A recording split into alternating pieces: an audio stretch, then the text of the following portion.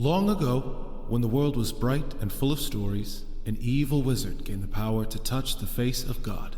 Narrativa, goddess of stories and weaver of our world, banished him to the void, but not before he stole a piece of her divine essence. With this newfound power, the wizard lay a dread curse upon all the world, the Glyph Purge, which struck from the minds of all mortals the knowledge of how to read and write. Now, all that stand between the Isle of Meotia and an age of endless ignorance are the bards, who tell stories of distant lands, exotic creatures, and brave heroes. This is one such tale. Hello there and welcome to another episode of Challenge Rating Zero, the latest and greatest Dungeons & Dragons podcast to hit the internet airwaves. I am Sam, your Dungeon Master, and joining me as always are my longtime friends and adventuring companions. Hello, I'm Brian. I play Hector, the Gatekeeper. Hey, I'm Beth. I play Rilla, Long Shadow. And last but not least, we have the man who calls himself Michael, but who we call Parker. Michael Parker, playing Zurabak. Say hi, Parker. Hi, Parker.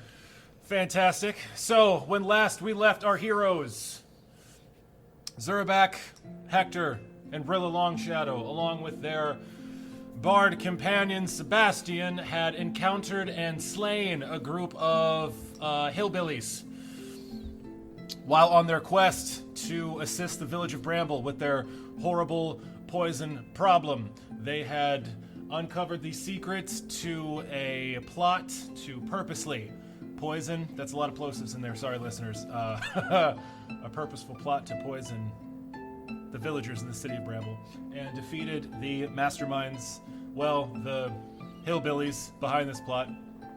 They also discovered that these hillbillies were members of a dark order known as the Church of the Stricken, a church devoted to the person responsible for the Glyph Purge, which they are dedicated to ending. When last we left off, and where you find yourselves now, is just outside of the carefully guarded territory of the Circle of the Serpent, the powerful druid circle that raised Zurabak. If you can even imagine Zurabak being raised. So you are all still in the Briar Marsh. You are a few miles away from the Circle of the Serpent's territory, traipsing through the savage, spiked undergrowth that dominates this region. You all get through a particularly nasty and dense and spiky collection of thorn-choked shrubbery when you find yourselves in a broad clearing. And dominating this clearing, you see a beautiful yet grisly sight. You see the home of the Circle of the Serpent. The first thing you see is this gigantic, enormous skeleton. It's the biggest thing you've ever seen. The Circle of the Serpent makes their home within a massive cave complex hidden by the tangled thorns that give the Briar Marsh its name. The entrance is composed of the skull of a massive and long-dead creature. Its toothy grin leads into a complex cave system that provides shelter and intimidates any foolish enough to challenge the strength of the druids that call it home. Laced against its bowed ribs and spiny vertebrae are all manner of vibrant plants. The trees that grow here tower over their lesser brethren, and the vines weaving through this ancient skeleton are as thick as a large man's legs. Exotic fungus glows in the waning light that trickles through this dense foliage, their spores spilling like fireflies that swirl in the breeze. It is cooler here and quiet. Not the peaceful quiet of an empty room, the tense silence of a predator about to strike. This place is full of this tension. As you gaze upon the looming remains, you almost expect them to move at any moment. This is what fills your vision, this enormous fucking skeleton, completely overgrown with massive plants and greenery, and moving about this enormous skeleton with this huge toothy skull yawning open like a cave entrance. You see all manner of animals. There are alligators, there are graceful long-limbed herons, white feathered birds flying around. There are a couple hippos wallowing in a shallow pool next to this giant complex. You see a bunch of animals and this giant skeleton and no people at all. This is your home, Snake Man. I live in a shack. This is your birthplace. No. Childhood home? You were raised here. This is where you're from. Zurabak correct? shrugs. I just wanted to say. Fucking sweet. You'll have to forgive Zurabak, a voice says.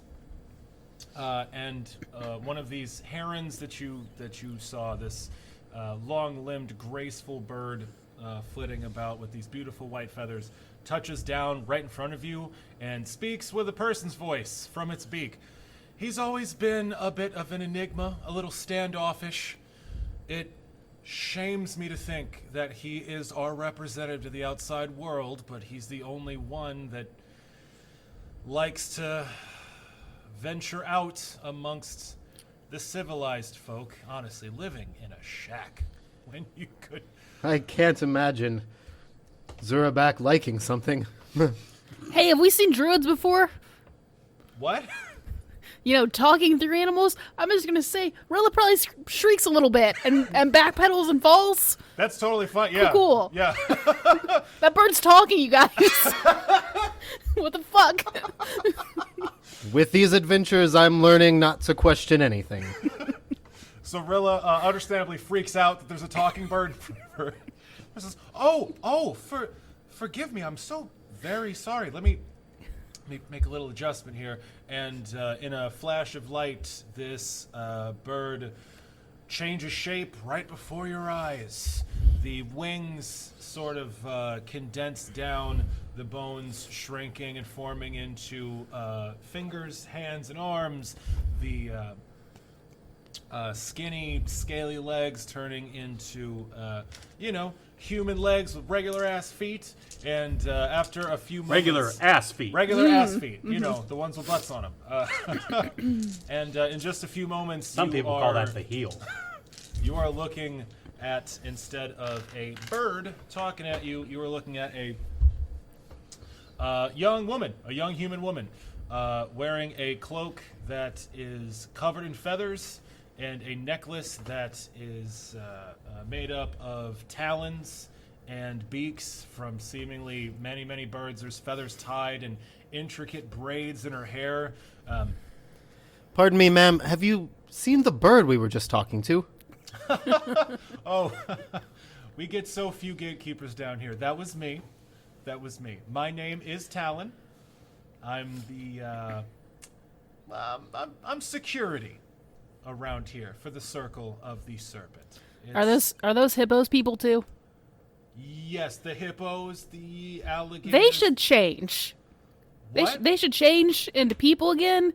Because we saw a dragon eat a hippo on our way in. So they're extra tasty looking. You saw a Yeah. dragon. Yup. Well, that is quite alarming. Gator had told us that there was a dragon around here, but none of us had seen it yet. Sebastian says, "Gator? I've been looking for Gator. Is Gator here?" Yes, the Gator's here. And who? Forgive me. It's so rare to see Zurabak with friends, best friends by the looks of it. Zurabak? Boon companions? Zurabak? Yeah. I love to annoy him. He's the strong, silent type, but don't worry. I'll tell you all about him. But first, who the hell are you people? Let's start with, again, I'm security. Are you held hostage, Zurabak? Is this? Yes. Okay. Allow me to make the introduction, Sebastian says. And he, shoulders past your knee. Zurabak stands in front of you. I am Sebastian Weaver, Bard Extraordinaire of the College of Everspring. And these are my companions, my compatriots, the vaulted warriors that join me in my epic quest to end the Glyph Purge. Hector the Gatekeeper, Rilla Longshadow, Sorceress of the... Hey, was Zurabak not held as a baby? That might explain a few things. Rilla, I am in the middle of an elaborate introduction that you just stepped all over. And Talon, this one Seraph, was like, yeah, no, we're good. I get it. Rilla, Hector, Zurabak, Sabat, we're all good. Why are you here? Let's start with that. And we'll get to the baby holding. Oh, I got a tale for you. Right, Zurabak? She winks at you. I ready my stick. Whoa, come on now. No need for that. I hold out some caltrips and some snake venom and a blow dart gun and the amulet. I And had the say, amulet, you jerk. Give me. Show her the amulet. Do you see? So you show her all of these things. She's like, wow, that looks like a lot of very nasty gear. It's proof. It's proof. We have proof. We brought you proof. Proof We need to bring the villagers the proof, not... of... That's right. We need your anti-venom. Please and thank you. Okay, why don't you start from the beginning? Because my legs are getting tired. I was just about to go take a nap, and I can't let you guys in until you... Well, you see, a great many years ago, a Okay, wizard known as the no. Stricken. No. Enough out of you, Muscles. Mrs. Longshadow, Ms. Longshadow, if you... Villagers are getting poisoned. They sent us into the swamp because they thought it was you guys, and we found some hillbillies that were maybe married to each other, but also siblings. Definitely married to each other. And they had blowguns and rattlesnake venom and were poisoning everyone to try and make the villagers hate you.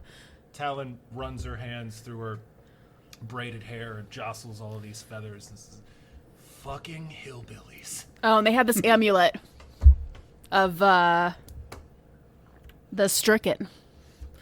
She looks taken aback at when you show her the amulet. She's like, interesting. She tries to like cover it up real quick. It's like, interesting, huh? That's it's very interesting. So, some backwater hicks out there were trying to frame us as poisoning the people in Bramble. Yep. Let me start off by saying, thanks for killing. You killed the hillbillies, right? You killed those fucking hillbillies. Oh, yeah. Fantastic. Well, thanks for that. Usually that's my job. Now I don't have to dirty my talons with fucking hillbilly stank. They smell awful, right? It's the worst. They never bathe. Zurabak smells himself. Yeah, just like you, bud. Yeah. Well, I tell you what, you guys are with Zurabak. Obviously, you did some good out there. Come in, rest. Let's get you in here. Trapjaw may want to have a word with you all, especially this tiny one. Say you're a bard? Of course, I'd think that would be obvious. And he starts to pull his harp out of his backpack. Allow me to play you I a had song. Talon my stick for poking. He stops and puts his harp back in his backpack. He's like, to rest, then! So Talon turns on a heel, her feathered cloak fluttering dramatically in the breeze behind her, and turns and leads you all into this giant sprawling skeleton. It looms a good 50 feet high. It looks like it's, even at that tall, like half submerged into the earth, and there are plants growing over this entire fucking thing. These fungus seem to be blooming out of its empty eye sockets, sending these showers of luminescent spores into the air that provides this eerie light over the whole scene. And you pass by a bunch of animals, and they all look at you with human intelligence, every single one of them. Every single one of them that we pass by, I turn to and say, hello, sir. Ma'am, how are you doing? Wonderful day, isn't it? You get a grunt from a couple of the hippos, but that's about it. So you guys cross the clearing and pass into the gigantic skull that marks the entrance to this cave complex. As Talon leads you on, these gigantic teeth looming above your heads, and you're thrust into shadow, almost complete darkness for a moment, and then Talon waves her hand, and a bunch of these little pods of fungus, the same kind that seems to be growing outside, just flare up at random points down the hallway and spill this luminescent spore that just sort of hovers at about ground level, just lighting everything with this strange, like, amber glow. As you guys make your way in, you pass through many, many hallways. It's almost like the walls of this place are made up of, like, vines and bark and roots. It seems like this isn't like a stone cavern carved out, but, like, all of the plants in here have sort of grown into this weird, like, facsimile of a circulatory system. Like, you're walking down this thing's throat, you make a bunch of turns and go into all these different passages, and eventually you get to a broad, wide, and very tall chamber. There are holes in the vines and roots that make up the ceiling, allowing a bit of the last rays of sunlight to filter into this room, and there is an enormous skeletal hand. This gigantic hand that is sticking up out of the soft earth that makes up the floor of this entire cave structure, and sitting in the palm of that skeletal hand is an enormous monitor lizard. This gigantic, like, low-slung, scaled reptile with enormous teeth that looks at you, again, with that trademark, like, human intelligence as you walk in. And Talon says, "Trapjaw, a moment of your time, if you please. We have guests. Zurabak has made some very special best friends forever, and he wanted you to meet them as soon as possible. Isn't that right, Zurabak?" My eyes narrow very hard. We are best friends. This giant lizard seated on this skeletal throne, this giant skeletal hand, hisses. "Zurabak, you bring outsiders to the circle? I shrug. You must have good reason for this." I shrug again. Silent as always. Perhaps your friends, newly won, can shed some light on the subject. I point at the small one. Sebastian takes in a big breath like he's gonna start talking. Do either of you interrupt him? I assure you, we come in peace. Oh my god. I'm Oh assimilating my god. their culture. Yep. Rilla's just got like a hand to her face like I literally do. Absolutely. Zurabak just turns I just around want and to state just looks I just like- want to state that we're not at all friends, any of us right now, okay? We work together. The best friends. Good god. Do you mock me, gatekeeper? Oh, you know of my clan? Of course not. Yes, we know of the Gatekeeper clan. You protect the mountain pass to the north. Without you, we would be alone here. You're welcome. Yes, the small, lingering stench of civilization left after the glyph purge. It is much appreciated. Turns to you. You are far from the forests of your home. Yep. What brings you so far south? Oh, you know, stuff. As tight-lipped as your companion Zurabak, I see. Sebastian's fucking vibrating. He's like, he can't contain himself. He's like, "Allow me to introduce myself. I am the bard Sebastian Weaver of the College of Everspring. This is Hector, Rilla, and Zurabak. We're on an epic quest." The village of Bramble has been beset by terrible poison, and we were asked to come here to grab a shipment of antitoxin to assist the villagers there. Also to make sure you guys weren't causing the poison. Why would they think we would be the cause of this strife? Hillbillies. They were framing you. Fucking hillbillies. They were framing us for this foolish tack. Yes, using rattlesnake venom and weapons to simulate the two fang marks on victims. Vampires. Talon. Totally wrong venom, though. Idiots. Yes, hillbillies are not known for their keen minds.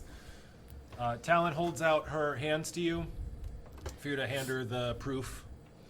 Hey, Meta, we're probably not going to do well in Appalachia with all the... Look, I got family that lives in Indiana, and they are straight up Hoosiers, and they sound like this, and I love them dearly.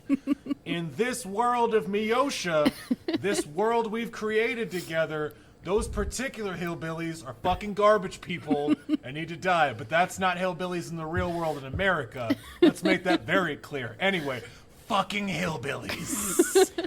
I hand her the proof. All right, she takes them in her clawed hands and walks over and lays them before Trapjaw. They have a conversation for a little bit in hushed tones, and when she's finished, turns back around and says,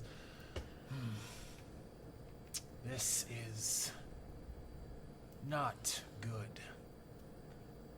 These people that were framing us, what do you know of them?" They're dead. They're siblings. Maybe They were married. maybe married. I nudge Rilla. Show him the amulet. Oh, yeah, and they talked about how they were told to make you guys be in conflict with the village because of the cult they're in. And then I show the amulet again. You raise up that amulet, and as soon as Trapjaw sees it, the eyes of this monitor lizard, go wide and then shrink down to slits. Like, there's immediately some recognition there. It's like, I'll need to think on this. You are wounded, and no doubt weary from your travels. You may take your rest here under our roof, but be warned, there are countless eyes on you. Do not make us regret giving you shelter.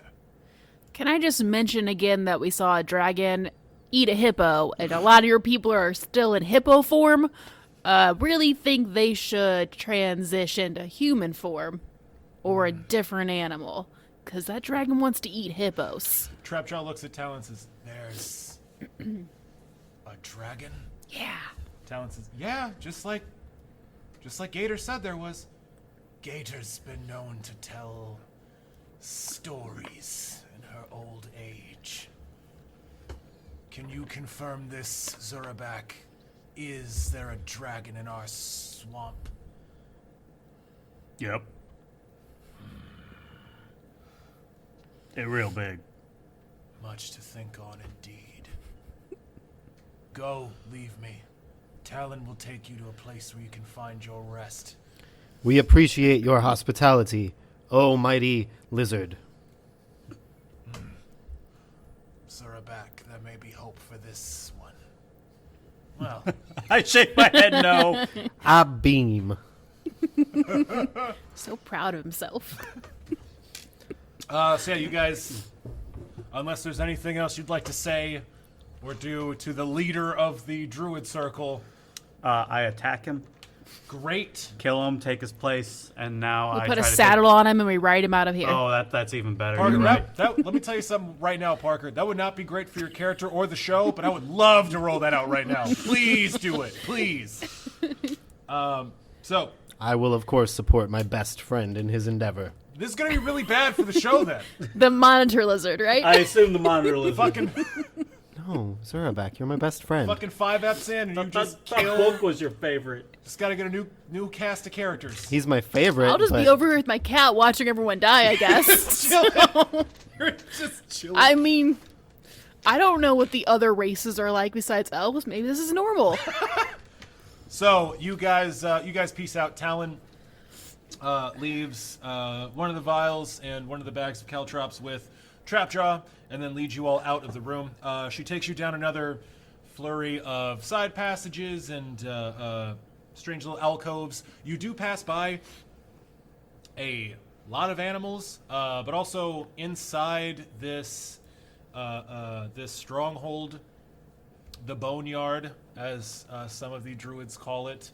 A lot of these druids are just in their normal form. There's a lot of humans, even some. There's a goblin or two, a couple half orcs, just chilling out. A lot of them are tending to small gardens that they've set into little alcoves, or are feeding small animal companions that trail after them. Also, Book and Rutherford, your pet and your familiar, are fucking overjoyed. You've never seen them so at peace. They are tranquil, like, in this place. They are absolutely chill as hell. Book is normally like a pretty, rambunctious dog, but he's just chilling out. He seems completely at ease. Every druid that you pass by, he like sniffs and like happily like wags his tail at, and they all like, every one of these druids is looking at your animals and like stares at them for a little bit in the eye and then nods deeply at them like there's some shared understanding, and it's really weirding you guys out. It's like, yes. And like one druid looks at Book and then looks at you and is like, shakes his head at you. You guys keep going. So eventually you're shown to a private room. There is a curtain of woven vines sort of blocking off this room from the rest of the chambers down this hall. And it's just sort of a general sleeping chamber. There's like 4 bedrolls made up again of bits of soft plants. They're actually surprisingly comfortable. It is cozy in here. There's no like fire pit, but there doesn't seem to be a need for one. And Talon leads you in there, says you're free to sleep the night, and leaves and returns shortly with a large platter made of bark that is covered with delicious looking edible plants. There are big old mushrooms, there's some berries, some roots and tubers all over this thing, and she sets it down. Eat your fill. Get your rest. In the morning, there'll be words. Yes, Zurabak. Many, many words for you and your new best friends. And then she turns into a fucking bird and flies away, because she's Talon. Rah! So, you guys settle in. Sebastian says, well, Zurabak, I must say this place is lovely. In a grim sort of way, it's quite a sight. Don't think I've ever seen so many druids all gathered in one place. You've got quite a settlement here, I must say. Crowded.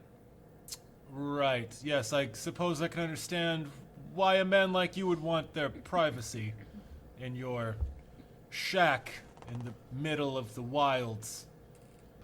Very interesting, though. Hector, how do you find our new environs? Comfy. Yes, surprisingly so. Yes. Rilla, I couldn't help but notice that your animal companion is oddly at ease here. Yeah. He's not been too happy since we left the forest. With the swamp's a bit different. Lots You of know? water. Yeah. Lots of water everywhere. Lots of rotting, too. We're not used to that. But glad he's relaxing.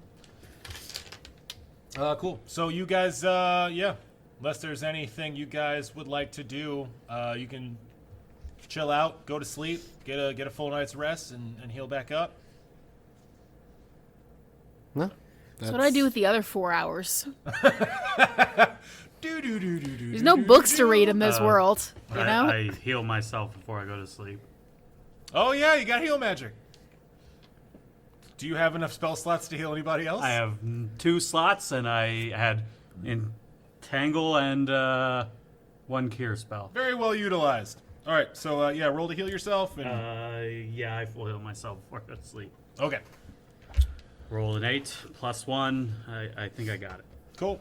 You also get some of your constitution that was drained back if you Right. forgot about that, because you got little. Isn't that a point per hour, I do believe? Thought it was a point a day. Point per hour might be the -1. Yes. But yeah, so you guys all get a good night's sleep and wake Did up they- the next morning Okay, it's fine. full of vim and vigor and vitality. The spores that sort of give a weird illumination to this place, even in the darkest corners, have a strange healing effect on you. And while you all go to sleep, for as long as you guys go to sleep or don't go to sleep, Rilla, I see you with your elf blood. Elves don't sleep. You guys heal completely back to full health. I from these meditate spores. for 4 whole hours. Yes, you do. Yeah. Meditate and get your magic back. So the next morning, you wake up, and Zurabak, I'm sure much to your pleasure, Sebastian's gone. He is not in your room when you guys wake up. Was he there when I woke up? No. He's gone mysteriously, for the narrative demands it. Okay. Yeah, none of you guys saw him leave, but he is not there when you guys wake up. That might be worse. He might be learning. Talon shows up pretty soon after you guys all awaken and have a little breakfast of vegetables. That was Lovely so plant matter. boring. I'm used to people getting up at the same time as me. So boring. You snore. Did you know that? Yes. That's a really interesting point. You've never made camp with anyone other than elves who only sleep for 4 hours. so- Yeah. Yeah, you're just like, get up, idiots! This is 4 extra hours. What are you doing? You know, that's a good point. You get 4 hours on everyone else. Do you wander out and explore some shit? I was gonna say probably. Yeah, okay. A little bit. Yeah, let's do this real quick. Yeah, Rilla, you only sleep for a short time. Since your elven blood makes you immune to sleep magic, you only have to meditate for 4 hours a night, like all nerds should know. And you awaken far faster than your companions do. They are still asleep, and yeah, Zurabak is snoring like a fucking chainsaw. It's awful. And Hector He's doesn't... trained himself to do that. Yeah, to keep people away. It works. Hector doesn't snore, but he does. Me, me, me, me, me. Adorable. Yeah, you wake up, grab up Rutherford, and No, he's probably still passed out. I let him. okay, He's cool. a cat. Yeah, it's fine. You know, it's fine. Sleeps most of the day anyway. Yeah. So you get a little bored. You eat an early breakfast and kind of poke your head out the door, and Talon is right there. Talon is sitting cross-legged in the hallway, looking at the curtain to your room. Oh, hey, told you I was security. You Hey. you need something? They sleep a lot more than me. Real bored. Okay. Yeah. Do you have I don't know. I don't know what to do till they wake up. I'm used to people like me who, are ready to go. Sure. Yeah. Yeah. No, us non-elves who just waste our whole lives away You sleeping. just sleep so much. I tell you what. You want some hot gossip? Ooh, yeah. Okay. Hold on 1 second. Let's see. Hey, Tusk. Tusk, come here. Come here. You see this giant warthog make its way over and then slowly resolve itself into this squat, beefy human guy. Tusk, you're on guard duty for the Zurabak and his bestest friend. By the way, they're best friends, just so you know. I'm gonna The best. You hear Hector say his sleep. I'm gonna take our new friend here on a bit of a tour of the place. All right, just watch him. And Tusk goes and sits down. It's like, yeah, great, all right. So yeah, you go on a stroll with Talon. She takes you around the place. You go up this spiral staircase made up of layered tree roots that goes to the very top of this structure. You are standing on the spiky vertebrae of this ancient skeleton that looks over all of the swamp. You're like at the top of the canopy and you are watching the fucking sunrise and the crack of dawn over the swamps. And up here, it's kind of nice. Just a little bit. It almost reminds you of home. Just nothing but canopy and you know, birds chirping and stuff. So, I bet you want to know about Zurabak, huh? My God, yes. Yeah? Yeah. I got the skinny on him. It's, I'm all actually- ears. I say. What's up? I said I'm all ears. Oh, elf jokes, nice. I'm glad you said it before I did. It's good. Yeah, it's actually a bit of it's a bit of a tragic tale. There's a reason that he's so quiet and standoffish. We didn't find him in the best of circumstances. So, you know, Zurabak was raised here, but he wasn't born here. We found Zurabak years ago as a baby, crying in a clearing in the swamp, just surrounded by dead folks. Just absolutely surrounded by corpses. It was a grisly scene. There were a bunch of humans, a bunch of orcs, all piled up in this killing field. We don't know how long he was there. I mean, we talked to the plants and animals in the area. We're druids, we can do that. And best estimation, this little half-orc baby lashed in a carrier to his mother's back still was out there for 2 or 3 days by himself, just crying. And finally, we stumbled across him. We're not exactly sure what happened or who those people were, but the tribe that birthed him, they're all dead. Every one of them. And, yeah, so that's how we found him. He's never really had, like, a family or friends, and he's been pretty quiet ever since then. We call him Zurabak, you know, born on the battlefield. It's kind of his reputation around here. He came from some pretty hardcore violence, so we understand, after a fucking lifetime of getting used to it, why he doesn't talk a lot, but we also try to break through his armor as often as we possibly can. It looks like you guys are trying to do the same, which, you know, isn't good. But yeah, that poor boy's been obsessed with death since we found him. His earliest memories, like he's been, I mean, we took him in, we taught him how to be a druid, but it's been a rough go of it. Just to give you a little insight. Also, he is deathly afraid of shriekers. I don't know if he ever told you that. It probably hasn't come up. There are these, it's actually pretty funny. There are these little mushrooms out here in the wilds. And if you jostle them the wrong way, they let out this real high-pitched keening sound. They're called shriekers. Boy, he's scared shitless of them. Every time one of those things goes off, he tries to hide it, but boy, he starts sweating every time. It's pretty great. Man. But yeah, That's the situation. That's the hot goss on your buddy Zurabak. He's kind of a rough background. But do me a favor, as someone that's known him since he was a baby, keep fucking with him. Eventually, somebody has to break down that armor. I don't think Hector would stop if I asked him to. Oh, that's great.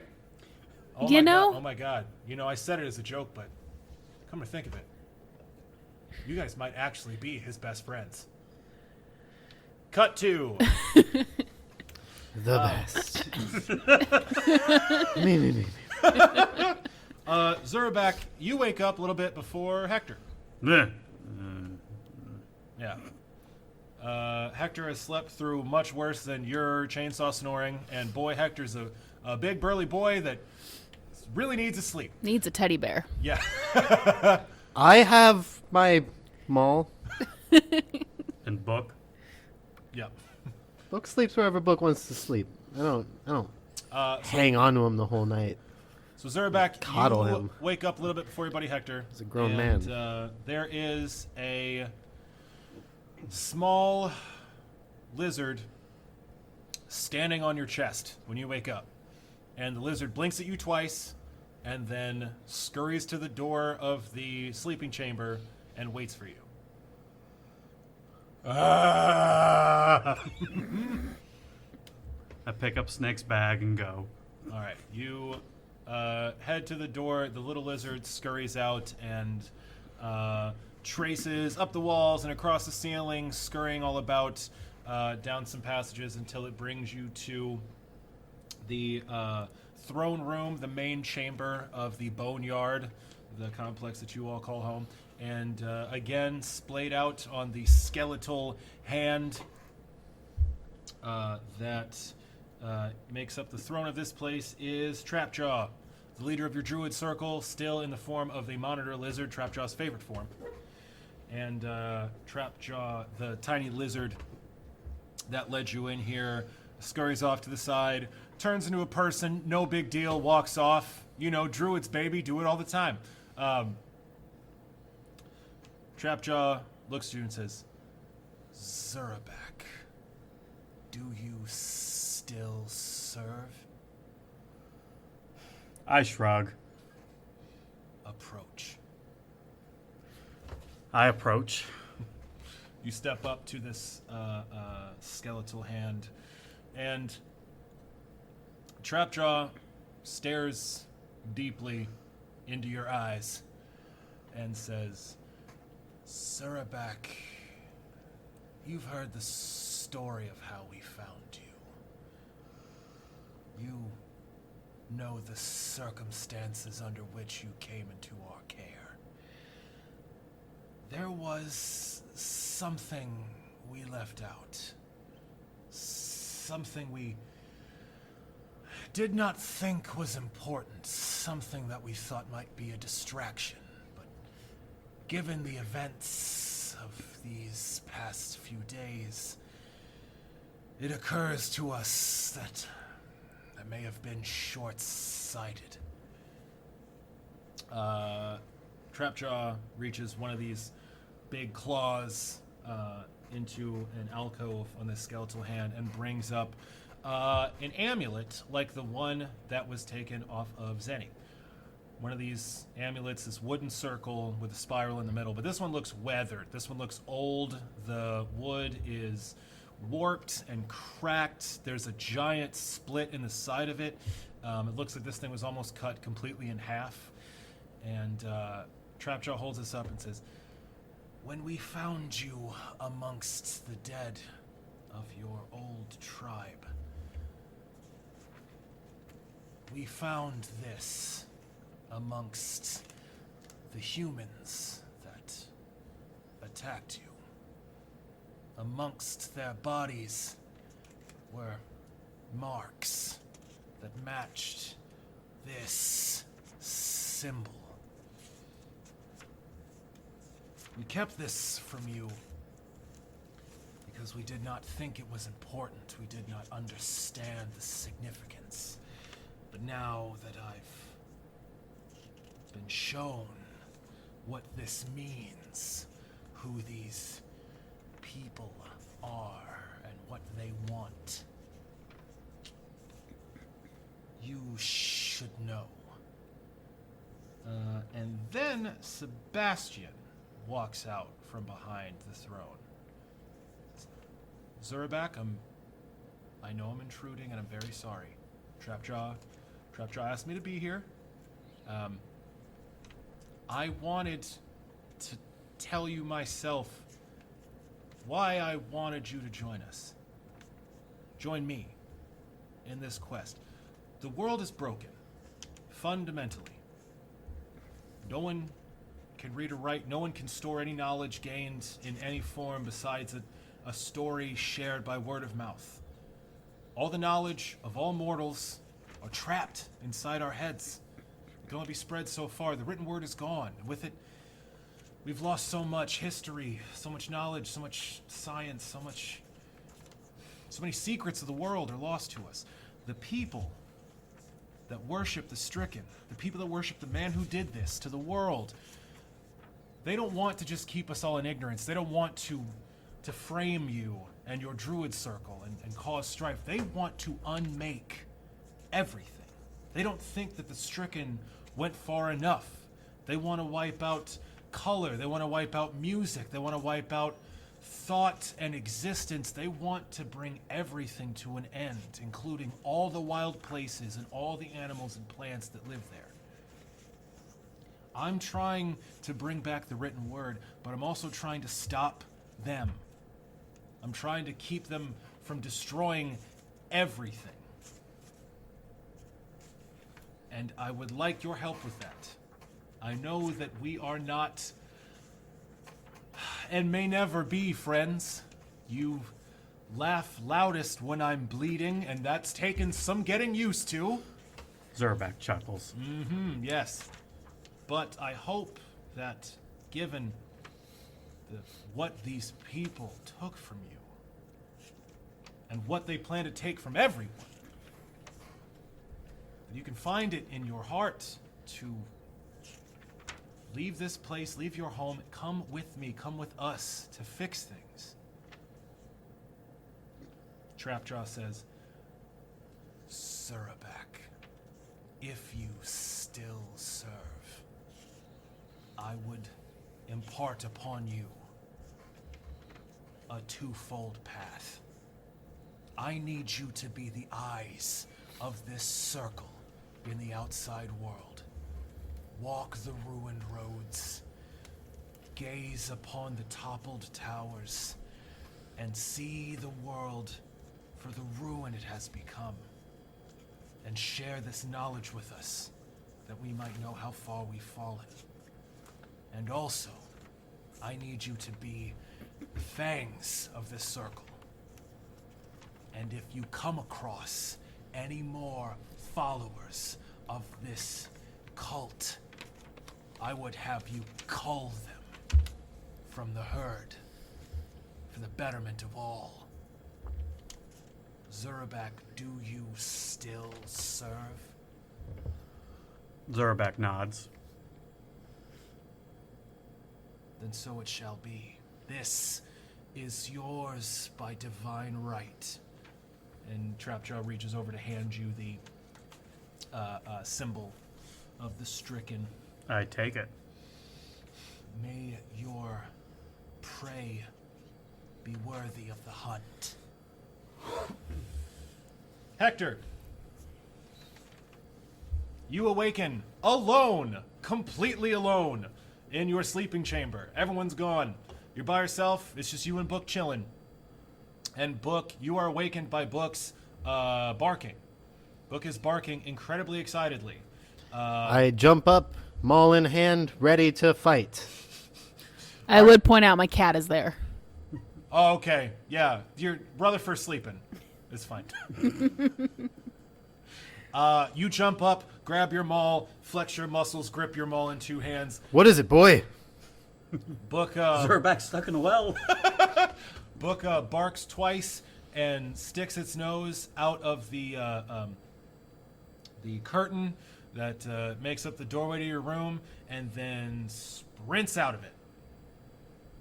Do you follow suit? Fucking follow. Yeah. He runs down a couple halls, stopping at a few intersections, and keeps running and running and running. You are blazing a path through the boneyard, going down random forks, blind alleys, ducking into alcoves that you didn't see was there, just following Book. He's like at the edge of your vision, just outpacing Just finds you. the biggest boat. And yeah. And eventually you get to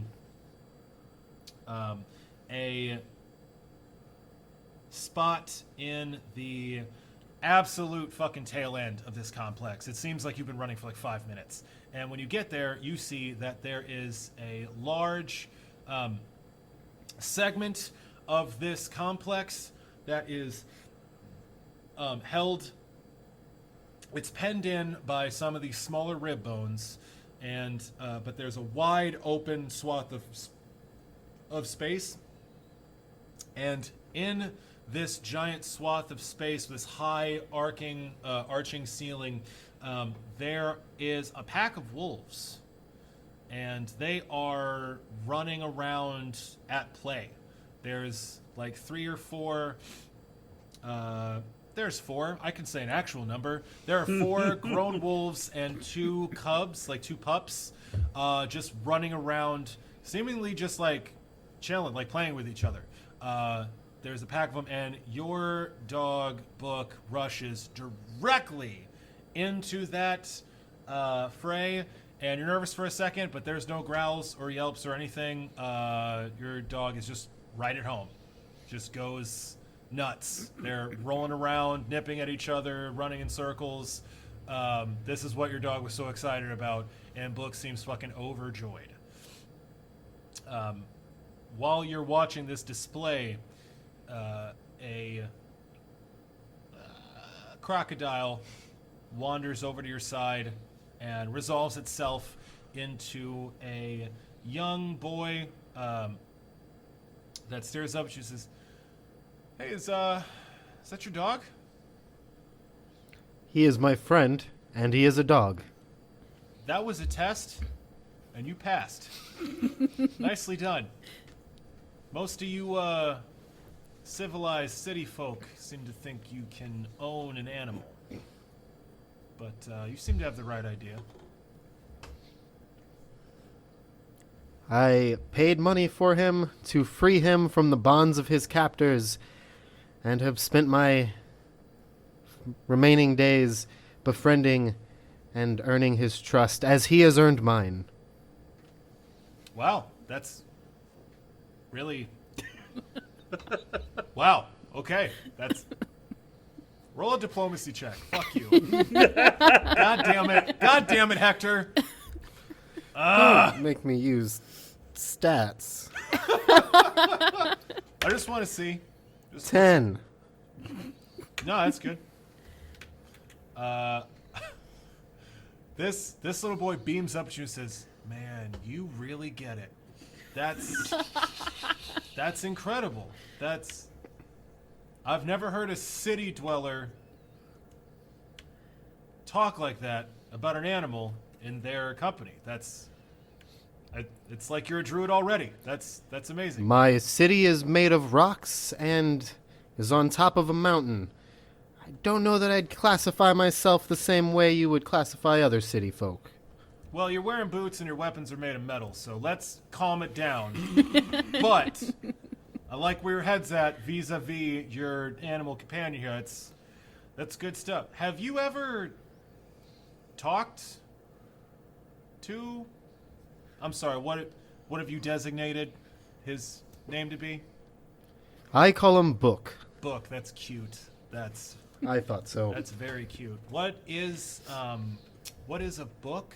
What is book? What does... It's a thing from the old before times, the glyph purge. I guess it's what they used to have knowledge on. Oh. It sounded cool. No, I mean, it's got a nice ring to it. Book. It's got a nice ring to it, sure. Well, have you ever talked to Book? Many times. Every day. Has he ever talked back? Yes. Really? I do not believe that I could understand him, and I am not sure if he could understand me, but yes, we speak to each other often. Well, I mean, I don't mean to show off here, but I can talk to animals. Is there something you'd like to know about your friend here? I'd be happy to ask it for you. I think some things are better left alone. I pat the little boy on the head, and I walk off and let my dog play. Aw, that's lovely. Okay. That's amazing. I love that. Great. Well, after exchanging some hot gossip, after playing with your puppy, and after receiving in a blood oath quest from the being that raised you. Little imbalance there.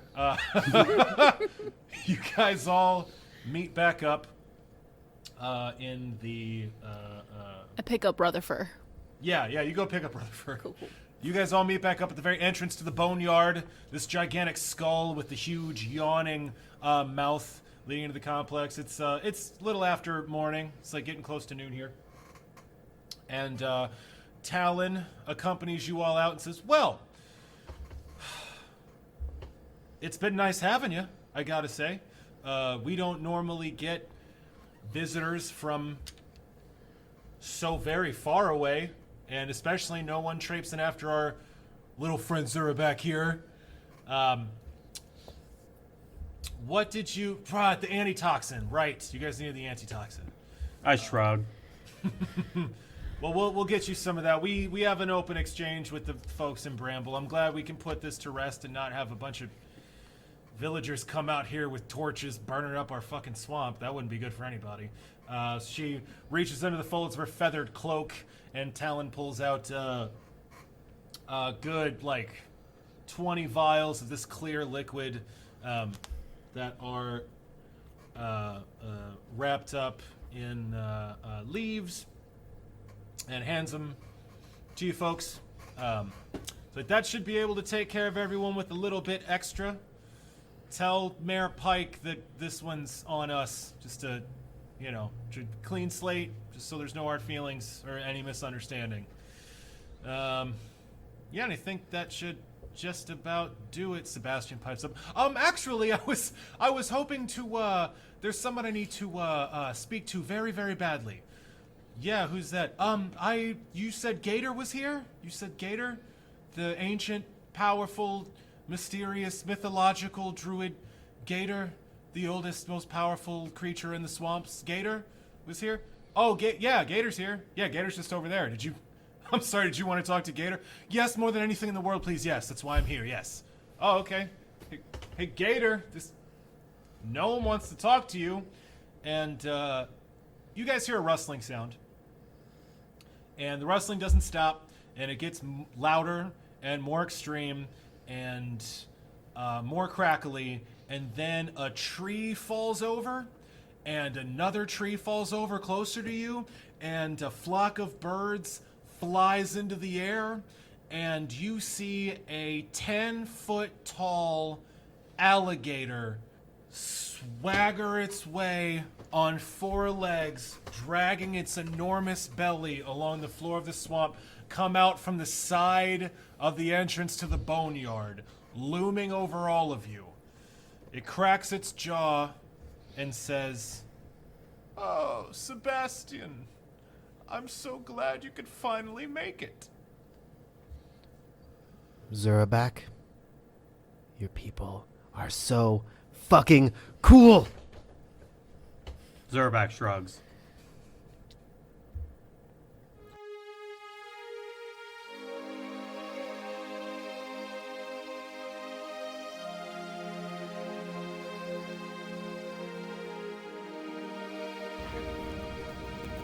Good evening, ladies and gentlemen, and welcome once again to As the Dice Turns, the podcast after the podcast, where we take a deep dive into our player characters' motivations, fears, hopes, and psychology, where we really unpack what's going on inside their heads. In this segment, we like to ask all of our player characters a question, one that we hope will reveal some very important information about them. Today's question is this, and this time we'll start with Zurabak. Zurabak, the druid, what do you like most about your companions?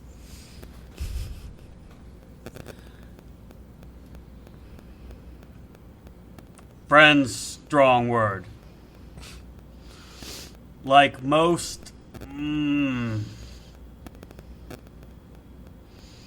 Hector's strong.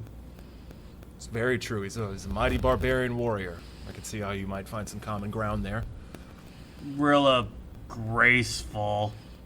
That's very true. As an elven archer, she's got a lot of mobility and dexterity. That's good. And Sebastian? Yup. Oh, so there's nothing that stands out about the bard Sebastian that you He's care there. for? So your favorite thing about Sebastian is that he takes up three-dimensional space. Yes. Okay. Sharon, does that count? He said, I'm sorry, please excuse me. Sharon, he said he takes up space in three. Does that count? We're good. That's okay. Sharon says that's fine. All right. Well, that's fantastic. So Hector's very strong, which is great, and Rilla's very graceful, which is great, and Sebastian takes up space in 3 dimensions, which is commendable in your eyes. If you say so. Okay, fantastic. Great. That's learned a lot. Zurabak, always a pleasure. Rilla Longshadow. What's your favorite thing about your companions? I think my favorite thing about Hector is that he is so open and welcoming and wants to be friends with everyone. It's different. It's not my personal approach, Sure. but I admire it, and I'm glad that someone's willing to do it so I don't have to. It's that's, very nice.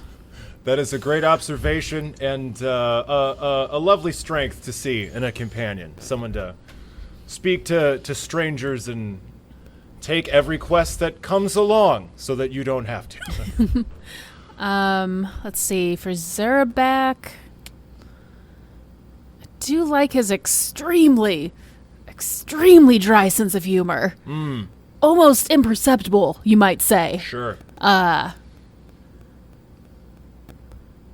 But it's kind of funny to watch him point out poisonous things along the way. Absolutely. Mm-hmm. They do say that brevity is the soul of wit, and if that is true in any way, shape, or form, then Zurabak must be a fucking genius.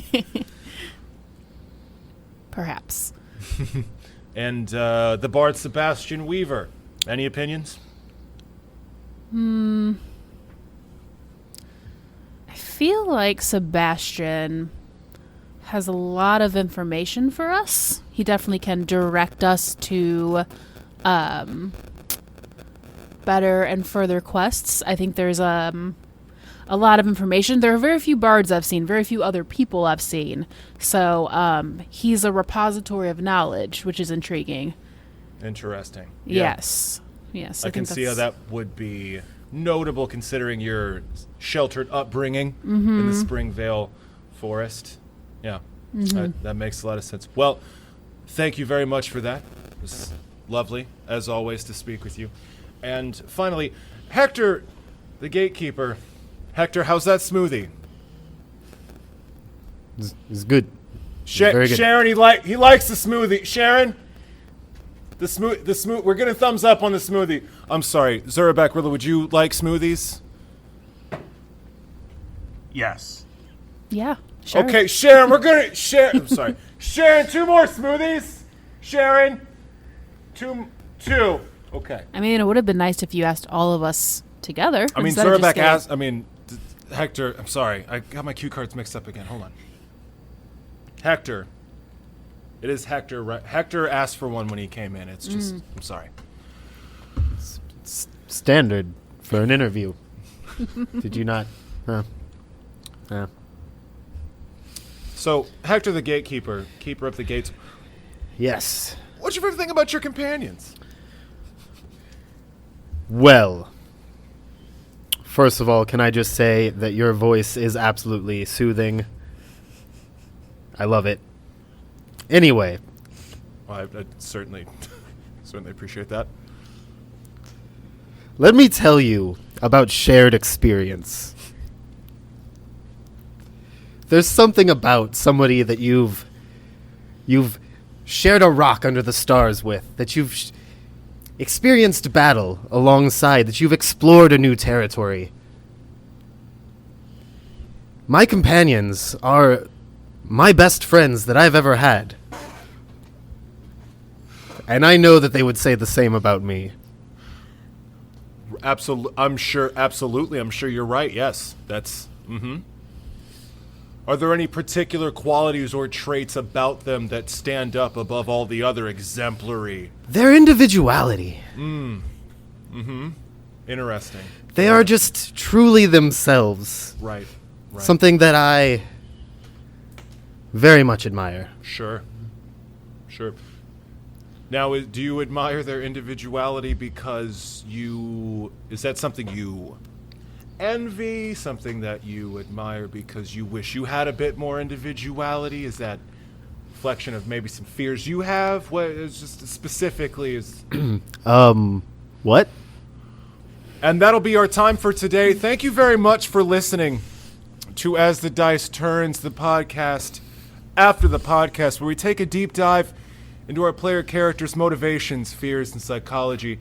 Sharon and I would like to thank you once again for listening to this segment. We certainly get a kick out of it. And as always, keep those dice turning.